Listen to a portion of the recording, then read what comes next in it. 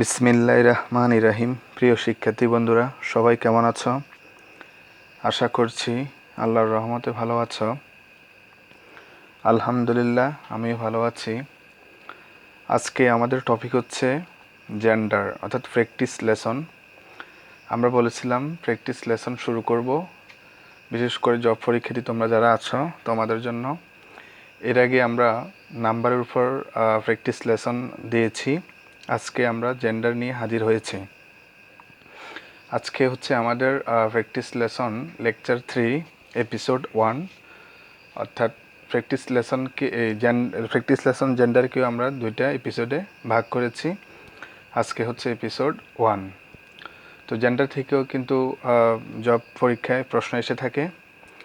তো চলো শুরু করা যাক।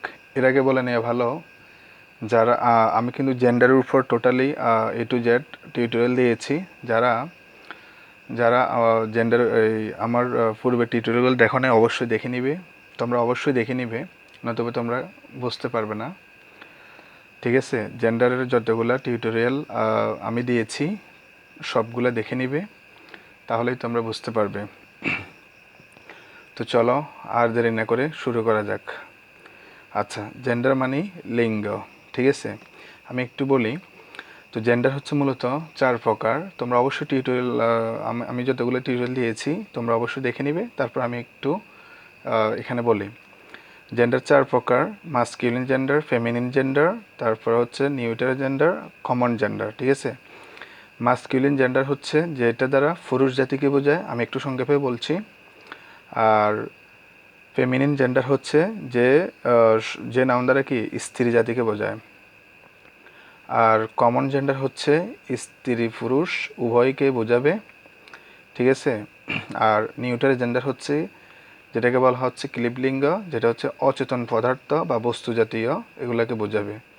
আচ্ছা, তো চলো শুরু করা যাক। আচ্ছা, প্রথমে দেখো 1 নংটা দেখো, বলা হচ্ছে which of the following word can be used as both masculine and feminine. অর্থাৎ এখানে বলা হচ্ছে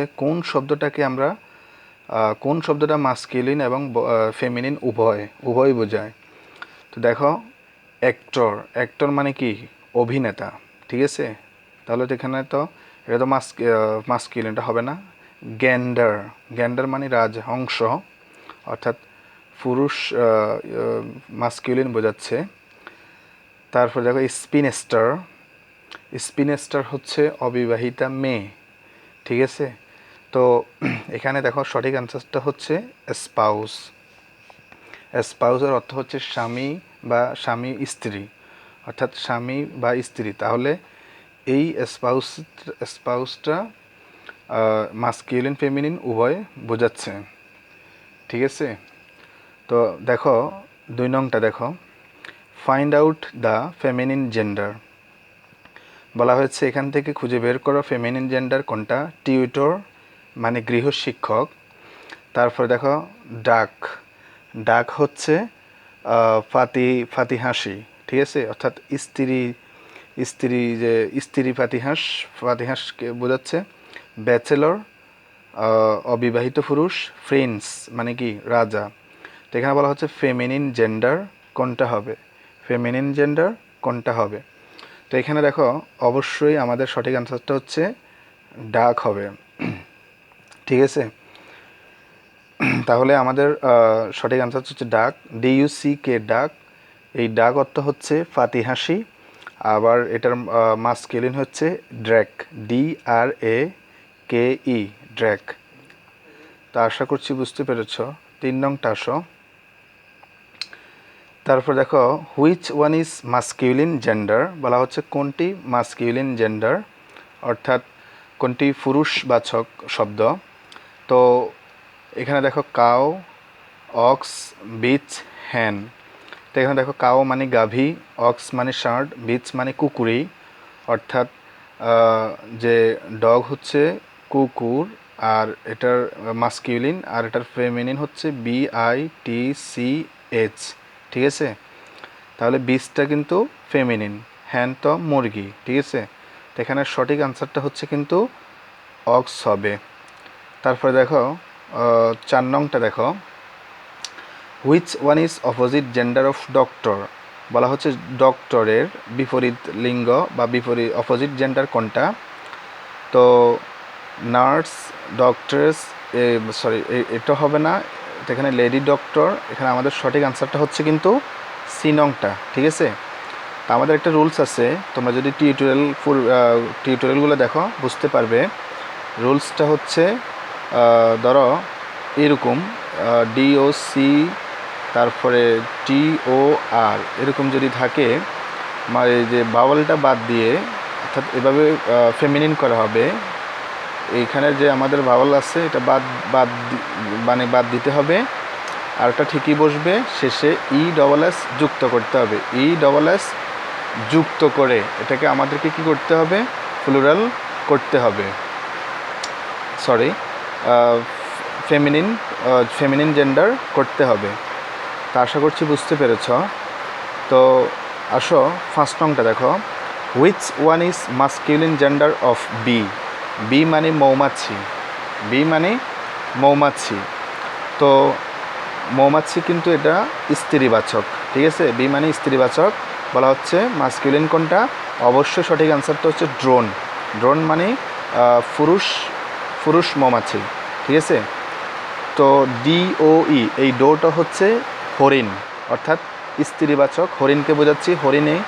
আর PIG ফিগ, এটার অর্থটা হচ্ছে শুকর, শুকুরি বা দুটোটাই বোঝায়।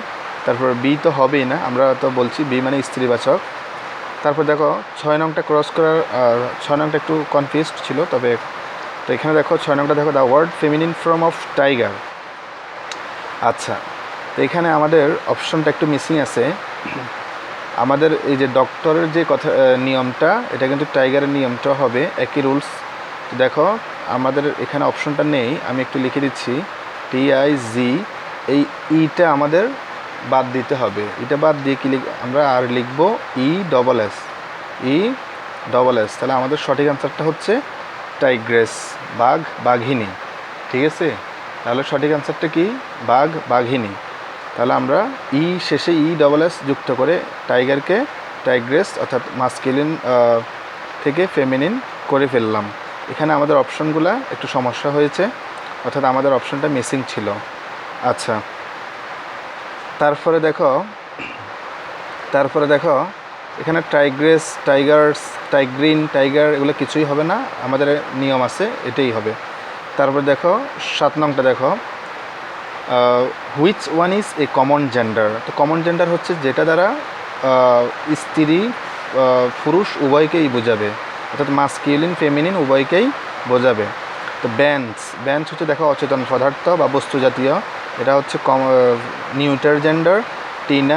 টিনা তো হবেই না, ঠিক আছে, টিনা হচ্ছে ফেমিনিন। তো বুক হচ্ছে বই, এটাও নিউটার জেন্ডার। আমাদের সঠিক আনসারটা হচ্ছে ইনফ্যান্ট মানে কি, ইনফ্যান্ট মানে শিশু। তাহলে এটাই হচ্ছে কমন জেন্ডার, অর্থাৎ আমরা কি বলছি এখানে ছেলে শিশু নাকি মেয়ে শিশু, তাহলে এটা কি বোঝাচ্ছে, কমন জেন্ডার। 8 নংয়ে দেখো, which one is opposite gender of charity. তো চ্যারিটি মানে কি, দয়া। চ্যারিটি মানে কি, দয়া। এটাকে বলা হচ্ছে এটা কি মাস্কিউলিন নাকি ফেমিনিন, না নিউটার না কমন। তো আমাদের কিছু শব্দ আছে, চ্যারিটি, তারপরে তোমার নেচার, মার্সি, হোপ, পিচ, তারপরে আর্থ, অর্থাৎ কিছু শব্দ দ্বারা যদি নারী সুলভ বোঝায়, নারী সুলভ গুণ বোঝায়, তাহলে আমরা তাকে ফেমিনিন হিসেবে বলবো। কি বলবো, ফেমিনিন ধরবো। তাহলে চ্যারিটি, মার্সি, পিচ, আর্থ, হোপ, তারপরে তোমার অর্থাৎ যেই শব্দ দ্বারা নমনীয়তা বোঝাবে, তাহলে তাকে আমরা ফেমিনিন জেন্ডার বলবো। আমি কিন্তু আমার রুলে আলোচনা করেছিলাম, আমার টিউটোরিয়ালগুলোতে আমি কিন্তু আলোচনা করেছিলাম। আচ্ছা, তাহলে দেখো 9 নংটা দেখো আমাদের 9 নংয়ে কী বলা আছে, find out the feminine gender. তো দেখো ফেমিনিন, বিচ, হর্স হচ্ছে ঘোড়া, বয় বালক, ড্র্যাগ। তো আমাদের ড্র্যাগটা কিন্তু মাস্কিউলিন, আমাদেরকে বলছে ফেমিনিন জেন্ডার। তো আমরা অবশ্যই বুঝতে পারছি বিচ। আমাদের সঠিক আনসারটা কি? বিচ। একদম সর্বশেষটা দেখো 10 নংটা, the word masculine form of which. এই উইচের অর্থ কি? জাদুকর। এই উইচের অর্থ কি? জাদুকরি অর্থাৎ ডাইনি এরকম, ঠিক আছে? জাদুকর অথবা জাদুকরি অথবা ডাইনি, স্ত্রীবাচক। কেমন? তাহলে এই উইচের অর্থটা কি? জাদুকরি অথবা ডাইনি হবে, জাদুকরি অথবা ডাইনি হবে, ঠিক আছে? আশা করছি বুঝতে পেরেছ। তাহলে এই মাস্কুলিনটা কোনটা হবে? বুল হচ্ছে বলদ, তারপর লায়ন, তারপর জিউ মানে কি? ইহুদি। লায়ন তো জানো সিংহ। আমাদের সঠিক আনসারটা হচ্ছে বি নংটা, উইজার্ড, ঠিক আছে? মানে পুরুষবাচক, মানে কি? জাদুকর।